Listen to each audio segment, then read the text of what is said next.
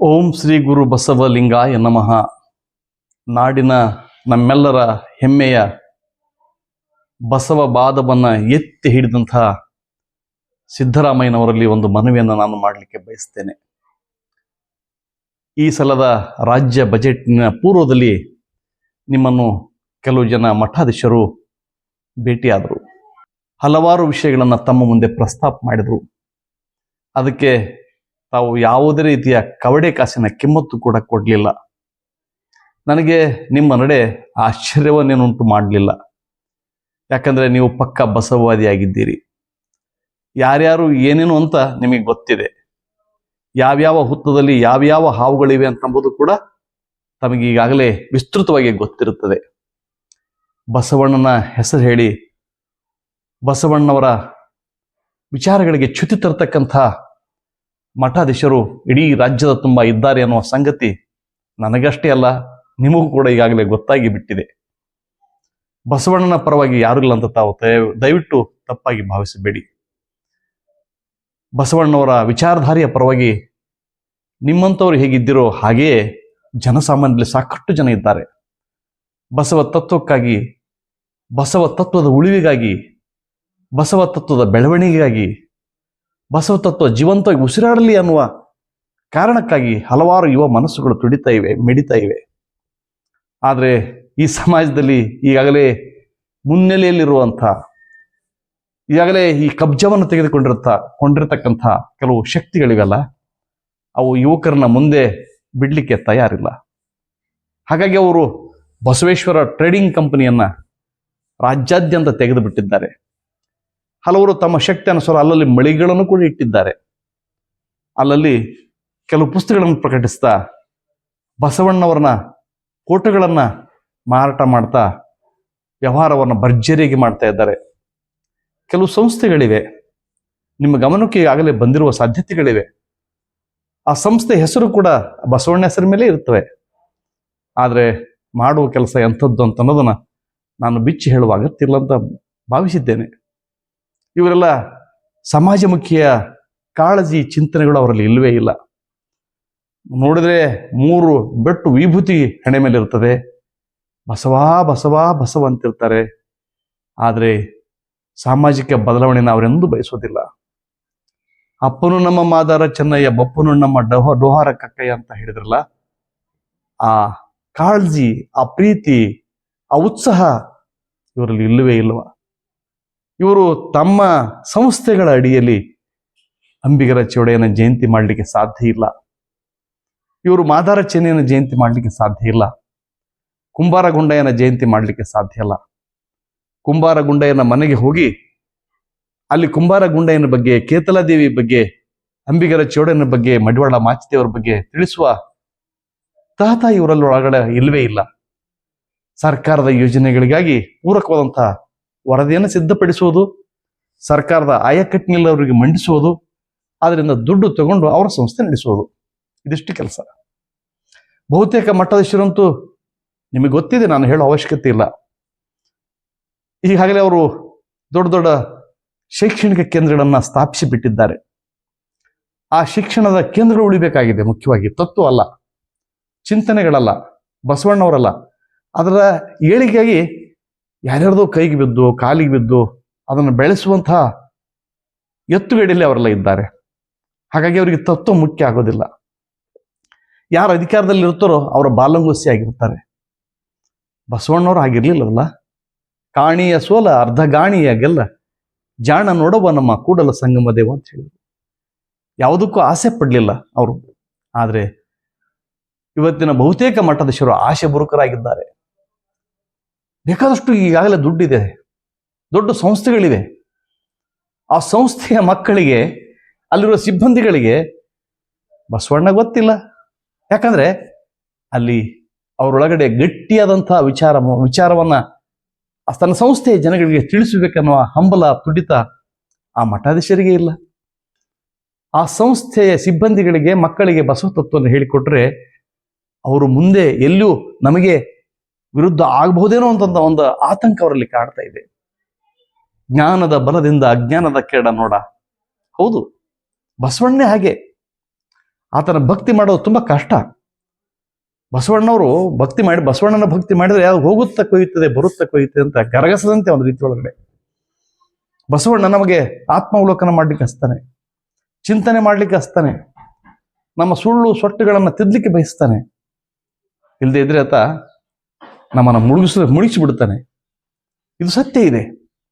ಹಾಗಾಗಿ ಬಸವಣ್ಣವರ ಸಮೀಪ ಹೋಗಿ ವಿಚಾರಗಳನ್ನ, ಆ ಚಿಂತನೆಗಳನ್ನ ನೆಲದಲ್ಲಿ ಬಿತ್ತೋದು ತುಂಬಾ ಕಷ್ಟದ ಕೆಲಸ. ಈ ಕೆಲಸವನ್ನ ಅಮಾಯಕರಾದಂಥ ಬಸವಾಭಿಮಾನಿಗಳು ರಾಜ್ಯದ ತುಂಬೆಲ್ಲ ಮಾಡ್ತಾ ಇದ್ದಾರೆ. ಸಿದ್ದರಾಮಯ್ಯನವರೇ, ಅವರೆಲ್ಲ ನಿಮ್ಮನ್ನು ಗುರುತಿಸಿದ್ದಾರೆ, ನಿಮ್ಮನ್ನು ಬೆಂಬಲಿಸಿದ್ದಾರೆ, ನಿಮ್ಮನ್ನು ಗೌರವಿಸಿದ್ದಾರೆ. ಇದುವರೆಗೆ ಕರ್ನಾಟಕ ಸರ್ಕಾರಕ್ಕೆ ಅಸ್ತಿತ್ವಕ್ಕೆ ಬಂದ ಮೇಲೆ ಯಾವ ಲಿಂಗಾಯತ ಜಾತಿ ಲಿಂಗಾಯತನು ಕೂಡ ಬಸವಣ್ಣವರನ್ನ ಸಾಂಸ್ಕೃತಿಕ ನಾಯಕ ಅಂತ ಘೋಷಣೆ ಮಾಡಕ್ಕೆ ಸಾಧ್ಯ ಆಗಲಿಲ್ಲ. ಅದನ್ನು ತಾವು ಆಕು ಮಾಡಿದ್ರಿ. ಬಿಜಾಪುರದ ವಿಶ್ವವಿದ್ಯಾಲಯಕ್ಕೆ ಅಕ್ಕ ಮಹಾದೇವಿ ತಾಯಿ ಹೆಸರನ್ನು ಇಟ್ರಿ. ಶಿವಮೊಗ್ಗದ ಒಂದು ಪಾರ್ಕಿಗೆ ಅಲ್ಲಮ ಪ್ರಭುಗಳ ಹೆಸರಿಟ್ರಿ. ಬಸವ ಕಲ್ಯಾಣದಲ್ಲಿ ಈಗ ಸಿದ್ಧಗೊಳ್ತಾ ಇದೆಯಲ್ಲ ಅನುಭವ ಮಂಟಪಕ್ಕೆ, ಆರಂಭದಲ್ಲಿ ತಾವೇ ಅದಕ್ಕೆ ಅನುಮತಿಯನ್ನು ನೀಡಿದ್ರಿ. ಒಂದು 100 ಕೋಟಿ ರೂಪಾಯಿಗಳನ್ನ ಕೂಡ ಬಿಡುಗಡೆ ಮಾಡಿದ್ರಿ. ಕೂಡಲ ಸಂಗಮದಲ್ಲಿ ಆಗಬಹುದಂತ ಒಂದು ವಿನೂತನ ಕಟ್ಟಡಕ್ಕೆ ಕೂಡ ತಾವು ಅನುದಾನವನ್ನು ನೀಡಿದ್ರಿ. ಆದರೆ ಈ ಸಲದ ಬಜೆಟ್ನಲ್ಲಿ ಯಾವುದನ್ನು ನೀಡೋದೆ ಕೈ ತೊಳೆದುಕೊಂಡು ಬಿಟ್ಟಿರಲ್ಲ. ಇದಕ್ಕೆ ಮುಖ್ಯ ಕಾರಣ ನಿಮಗೆ ಬೇಜಾರಾಗಿದೆ. ನಿಮಗೆ ಮಠಾಧೀಶರ ಮೇಲೆ ಬೇಜಾರಿರ್ಬೋದು, ಕೆಲವು ಬಸವ ಸಂಸ್ಥೆಗಳ ಮೇಲೆ ಬೇಜಾರಿರ್ಬೋದು. ನಾನು ಈ ಮಾತನ್ನು ಒಪ್ಪಿಕೊಳ್ತೇನೆ. ಕೆಲವು ಬಾಲಂಗೋಸಿಗಳು ಅಧಿಕಾರ ಬಂದಾಗ ಸಹಜವಾಗಿ ನಿಮ್ಮ ಹತ್ರ ಬರ್ತಾರೆ. ನಿಮ್ಮ ಮೂಲಕ ಏನ್ ತಗೊಳ್ಬೇಕು ಅದು ತಗೊಳ್ತಾರೆ, ತಾವು ಏನಿರ್ಬೇಕು ಅದು ಇರ್ತಾರೆ. ಅವರು ಅವರವರ ಕಂಡರೆ ಅವರವರಂತೆ ಅಂತ ಬಸವಣ್ಣವ್ರ ವಚನ ಒಂದು ಸಾಲು ಬರ್ತದೆ. ಆ ಸಾಲಿಗೆ ಅವರೆಲ್ಲ ಪಕ್ಕಾಗಿದ್ದಾರೆ. ಅವರಿಗೆ ಬಸವ ತತ್ವವನ್ನ, ನಿಜದ ನಿಲುವನ್ನ ಈ ನೆಲದಲ್ಲಿ ಬಿತ್ತಬೇಕನ್ನುವಂತಹ ಕಾಳಜಿ, ಕಕುಲತಿ ಎಳ್ಳಷ್ಟು ಇಲ್ಲ. ಹಾಗಾಗಿ ಅವರು ಮತೀಯವಾದಿಗಳಾಗಿದ್ದಾರೆ. ವೈದಿಕ ಶಾಹಿಯ ವ್ಯವಸ್ಥೆಯೊಂದಿಗೆ ಅವರು ರಾಜಿಯಾಗಿದ್ದಾರೆ. ನೋಡಿ, ನೀವು ಮೊನ್ನೆ ಎಷ್ಟು ಸ್ಪಷ್ಟವಾಗಿ ಹೇಳಿಬಿಟ್ರಿ. ಎಲ್ಲರೂ ಕುಂಭಮೇಳ ಕುಂಭಮೇಳ ಕುಂಭಮೇಳ ಅಂತ ಒಂದೇ ಸಮ ನಾಗಲೋಟದಲ್ಲಿ ಹೊರಟ್ರೆ ಕೆಲವು ಜನ ಲಿಂಗಾಯತ ಮಠದೇಶ್ವರು ಹೋಗಿ ಬಂದ್ರಿ. ಅದ್ರ ನೀವು ಮೀಡಿಯಾ ಮಾಧ್ಯಮದ ಮಿತ್ರರಿಗೆ ಜೊತೆಗೆ ಹೇಳಿಬಿಟ್ರಿ, ನಾನು ಬಸವಣ್ಣನ ಫಾಲೋವರ್. ಒಂದೇ ಮಾತಿಗೆ, ಒಂದೇ ಹೊಡೆತಕ್ಕೆ ಆ ಮಾಧ್ಯಮದ ಮಿತ್ರರೆಲ್ಲ ಚಿತ್ರಗೊಂಡ್ರು. ಈ ಗಟ್ಟಿತನ ನಿಮ್ಮಲ್ಲಿ ಹೇಗಿದೆಯೋ ಆ ಗಟ್ಟಿತನ ನಮ್ಮ ಮಠಾಧೀಶರಲ್ಲಿ ಇಲ್ಲವೇ ಇಲ್ಲ. ಅವರು ಕರಿದಾರವನ್ನು ಕಟ್ಟಬಲ್ಲರು. ಅವರು ಹನುಮಂತನ ಗುಡಿಗೆ ಹೋಗಿ ಉದ್ಘಾಟನೆಯನ್ನು ಮಾಡಬಲ್ಲರು. ಒಕ್ಕೂಟಗಳ ಸ್ಥಾಪಿಸಿದ್ದಾರೆ, ಒಕ್ಕೂಟಗಳ ಅಧ್ಯಕ್ಷರಾಗಿದ್ದಾರೆ. ಒಂದ್ ಕಡೆ ನಮ್ಮ ಉತ್ತರ ಕನ್ನಡದಲ್ಲಿ ಒಂದು ಗಾದೆ ಮಾತಿದೆ, ಸೂಗುರಿಗೆ ನೆಂಟ ಬಾಗುರಿಗೆ ನೆಂಟ ಅಂತ. ಹಾಗೆ ಅವರ ನಿಲುವು. ಚೂಲಿ ಬೆಲೆ ಚಕ್ರವರ್ತಿಯನ್ನ ಕರೆಸಿ ಅವರು ತಮ್ಮ ಸಂಸ್ಥೆಗಳಲ್ಲಿ ವಿಜೃಂಭಿಸಬಲ್ಲರು. ಆಮೇಲೆ ತಮ್ಮ ಮಠದ ಅಂಗಳವನ್ನ ಉಶಿ ರಾಷ್ಟ್ರೀಯವಾದಿ ಸಂಘಟನೆಗೆ ದಾಸೋಹವನ್ನು ಕೊಡಬಲ್ಲರು.